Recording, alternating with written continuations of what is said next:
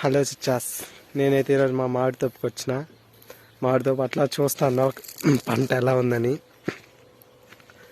చూద్దాం, ఒకసారి చూపిస్తాం మీకు ఎలా ఉందని. చూస్తారా? ఇదండి పరిస్థితి. మొత్తం ఇలా ముగ్గు పట్టిపోతా ఉంది, ఎందుకని తెలియట్లే. పూత ఫుల్గా వచ్చింది. వచ్చిన పూతంతా రాలిపోవడం ఇలా అయిపోతుంది. సంవత్సరం అంతా వెయిట్ చేసి ఒక్కసారి వచ్చే పంట కోసం వెయిట్ చేస్తాం, అది కూడా ఇలాగ అయిపోతుంది. మనకంటే మంత్లీ ఒకసారి శాలరీ వస్తుందని ఒక హోప్తో పని చేస్తాం, కానీ రైతు అనేవాడు అలా హోప్ ఏమీ లేదు.